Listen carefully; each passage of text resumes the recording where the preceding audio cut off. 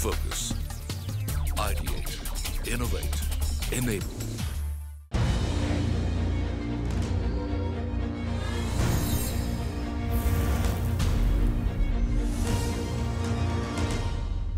Hello and a very warm welcome. It's Friday evening and I'm here at 10 BKC. This is one of the most desirable, upcoming, affordable luxury project bang in the central of the most desirable central business district, which is BKC.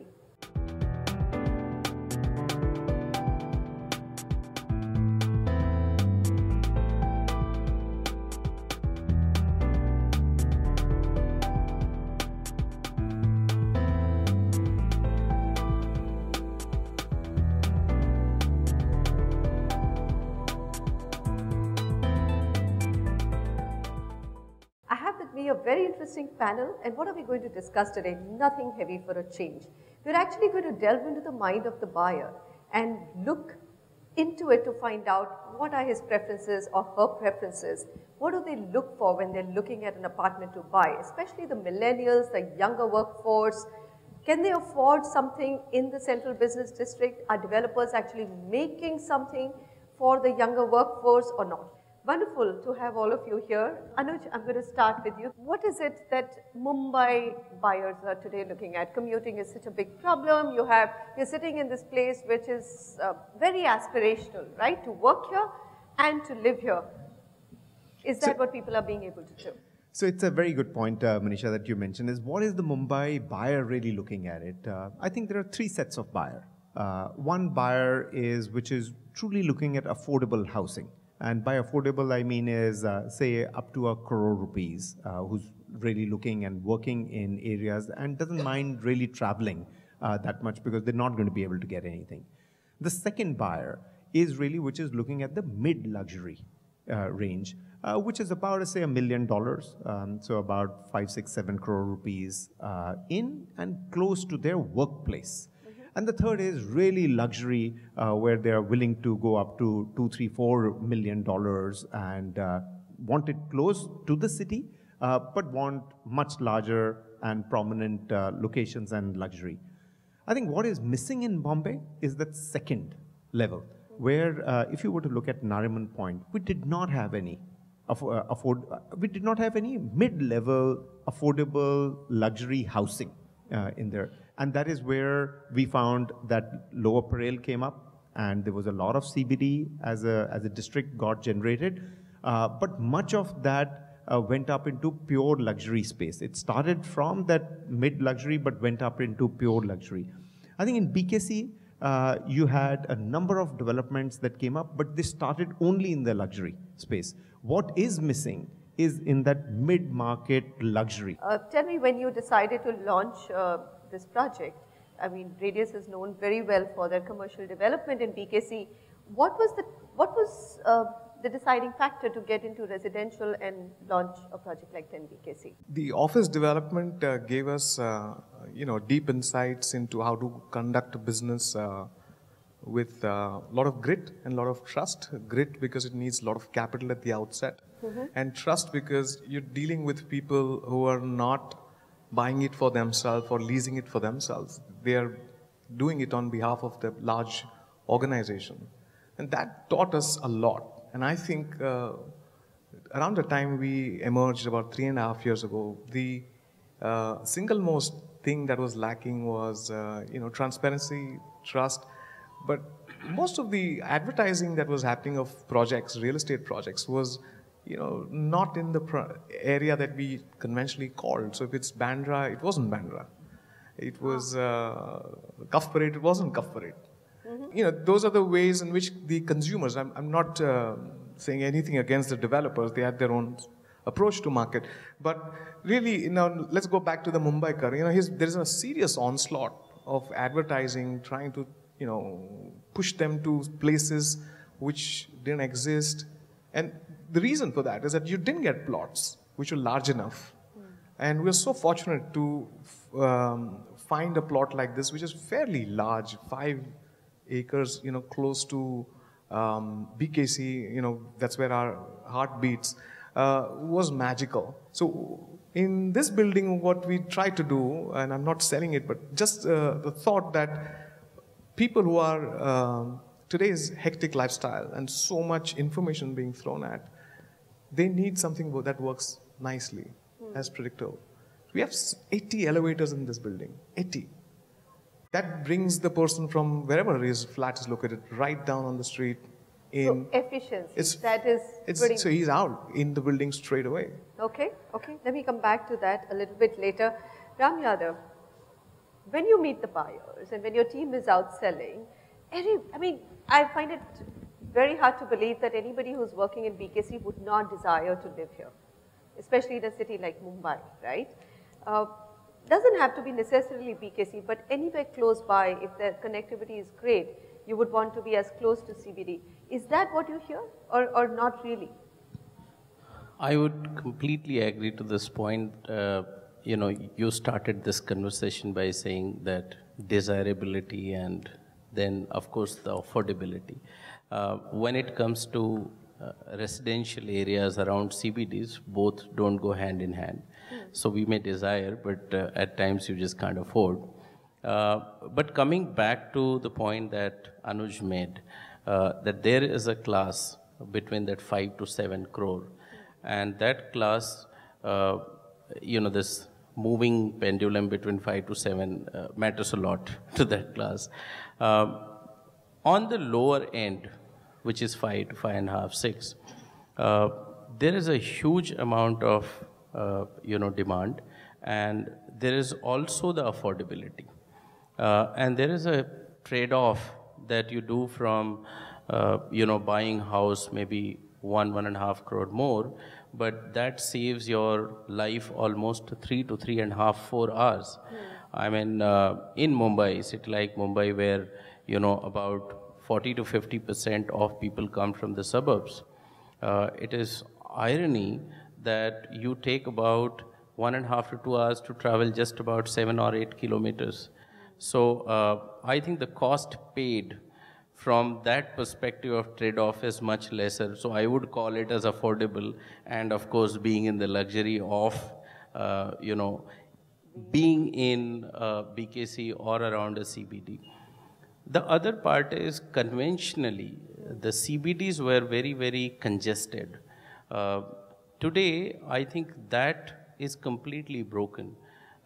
Buyers have moved largely towards looking at compact sizes, but then the desire there is that the common amenities or the social structure has to be much better designed, and that's where I think the most of the developers and most of the developments around CBDs are actually scoring quite a merit. And that's really good to see. All right. Ruchita, would you agree with that, that you could move the needle for the buyer, especially a woman buyer who probably is working, trying to toggle? Unfortunately, we still have to typecast and gender cast and move the discussion to women, because men are still not doing their bit of work. Yes. Both of us will vouch for that, really. Both of us are working women, and on national TV I can claim that both of us pull in much more. But having said that, do you think that I think so, because I think I've grown up in Bombay, and I would say if you can cut down on travel, that's the biggest luxury in Bombay, And as much as you were point to say about equal parenting and, fathers doing their job and the millennial father is different, the onus of parenting and a lot of responsibilities do, land on the mother's shoulder. So I work out of a co-working space and BKC, but I still have to travel 45 minutes or to an hour. But if I was, say, living around here and at my office here, and if I can afford the kind of house that 10 BKC has, I think I can also send my kid to a good IB school around here. Yeah. There are lovely restaurants opening up here. So I think it will definitely, just the fact that I can save that much time so that I can be back home, at a particular time, make sure things are sorted. I think you can. I can totally see that happening. We're talking about BKC, which is probably one of the most expensive addresses. It wasn't. That's now not how it started, but just because it came up so well that it's become very aspirational. What would you want to do differently as CBDs are developing in India? Because we're at a very initial phase of that. Well, the first thing I'd do if I were a millennial in the U.S. was move to India, because if I could afford a 5 or 7 crore starter house as a millennial, this is where I'd want to be. All joking aside, it's a typical story that we get with what I would consider higher end housing. Higher end housing is more expensive, and by definition, you're going to get a segmented part of the population. It's going to be people that have the wealth to be able to afford those. And that's not a bad thing. It just means that if the walkable cities in the U.S., like New York, that people talk about, or Seattle, or San Francisco, in order for those to work, they have to pay enormous amounts of housing costs to be able to afford that. And then suddenly that doesn't become a mixed community of people of different income levels, which is what really creates the urban fabric that we're so familiar with in different parts of the world. And I think that's going to be part of the challenge in places like this, where it is what I consider very much higher end housing, which serves a need in the market, but doesn't always make the kind of cities that we want, that have the dynamic nature of different people living in the same place. How do we crack the code on that? As a developer, I mean, you know that the market is so price sensitive.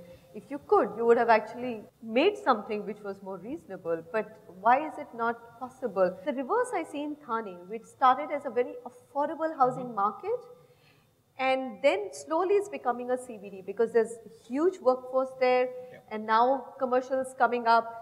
Is it because of the nature of how BKC developed that it's the exact opposite, because you had these swanky, amazing workspaces first, that the prices have already gone up? I think it's a function of land prices next to CBD, and if they are expensive, you want to make something which sells and it creates value. And you look, as a developer, you look for a spot where you can actually place it. Which will sell. So, there are buildings which are more expensive than this. Usually more expensive. No? Yes. so some of the, that's a business decision he or she takes. For us to contribute to the urban fabric, and coming back to my earlier conversation, the tough conversations that we've had with, female purchasers were really around lifestyle of what's going on during the day. So you mean, what can you offer in the building that? So to be honest, for working women, it would be a good daycare. That's a very good point. This is a really important point. Good. I mean, we might not care for the gym. I mean, okay, we want all that, but if a good daycare. So no, what we actually we work backwards to say, sure, we've got that constraint of real estate, we had to fit in the ticket price, but what actually happens in the day?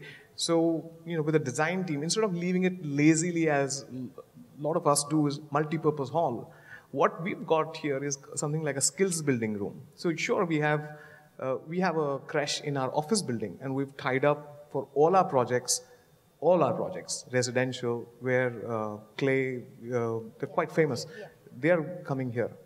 The other thing that we saw is skills building. So, we tied up with Furtados. They are the music, they used to sell music instruments, and now they actually teach. And what's surprising is that they've said, okay, we'd like to reach out to people who have already bought, but they've not yet moved in, because this building gets done in a couple of years. So some of those things. So that's also very interesting in terms of what are people looking for. Ruchita, that's always, it has been a big battle for me, because I did not move to the CBD of NCR, which is Gurgaon, and I still live in the low-rise New Delhi, so constantly transporting our children for different activities versus trying to get some of them, especially sports and art and culture, into their lives in one place. Is that an important thing? It is a very important thing. I think it just becomes super convenient. And like I said, I guess you've already tied up with Clay, which is amazing, because I feel whether it's work or home, if you have a daycare thing, there'll be more women stepping out to work, because I run a community for mothers, and I see many moms are taking a back seat and, not continuing with their career and actually, staying home because they need to take care of their children, and there's a lot of pressure. But if there were all these facilities where they could work close by, there's a good daycare, and there are all these classes that are happening in the building, then I think they would be happier and easier for them to, I would say, step out of their homes to get back to work. But I think part of the problem here is that, as Ashish mentioned, when land costs are so high, it's That's very right, difficult yes. to say, let's get a daycare provider to come in, because the daycare provider can't afford the land to be able to make the daycare work. And so that's how we get soccer moms, is they're driving kids around all the time just because of the way it works. Those And are yes, economics. that's the point, Tony, we were discussing earlier. We were saying is that, to Manisha's question, how do you bring in pure affordable here? I don't think you can do it as a private developer because it will need to be That's what I was coming at. Because sponsored by the- I've read a couple of stories on how there was one parcel of land which the MMRDA could not auction. Yeah. It just failed because they themselves want to juice the land now, isn't it? So it's a chicken and an egg situation. To make those inclusive communities and to make a city vibrant and have all classes of people living, you need the government to understand that, look, you can't extract with every piece of land your pound of flesh. But in other parts of the world, you do see governments that take a very active approach and say affordable housing is a social objective, and that has a high value.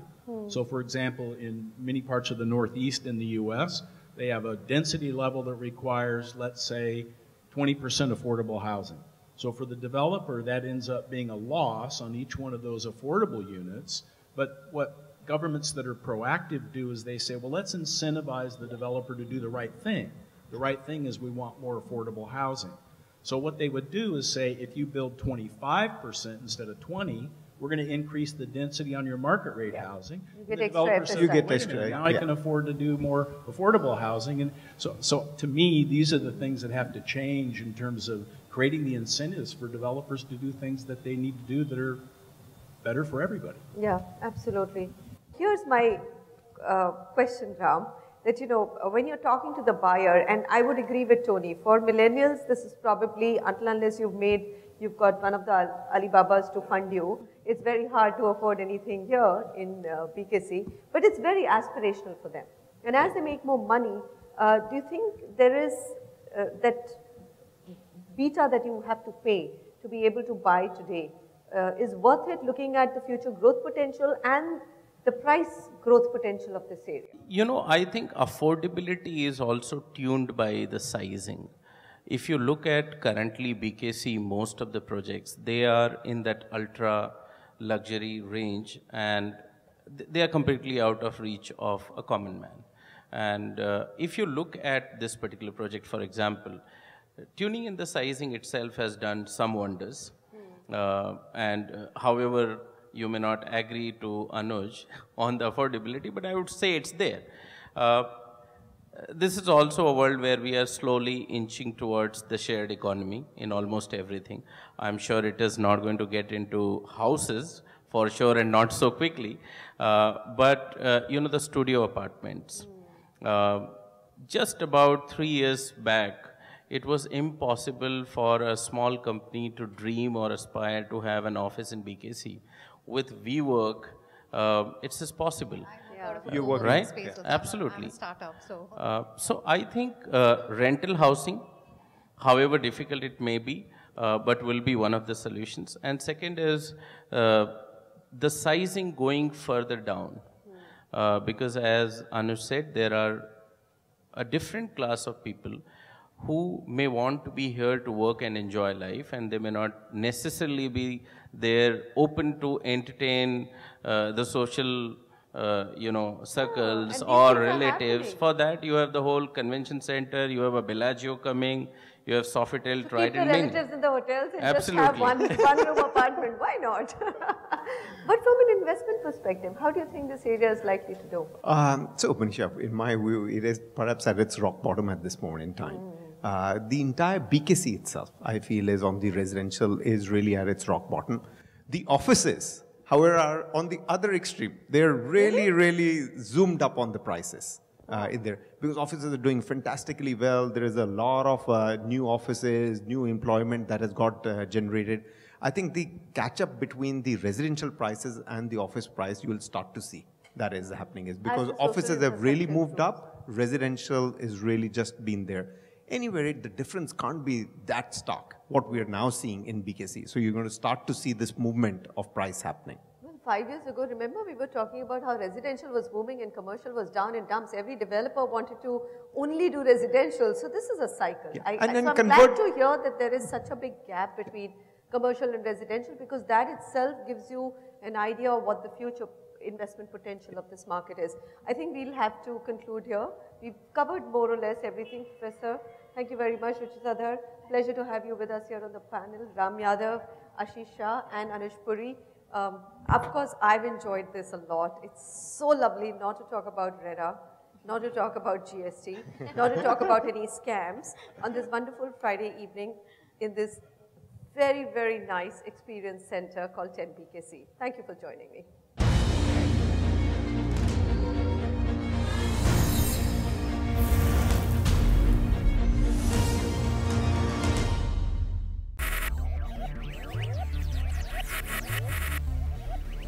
Focus. Ideate. Innovate. Enable.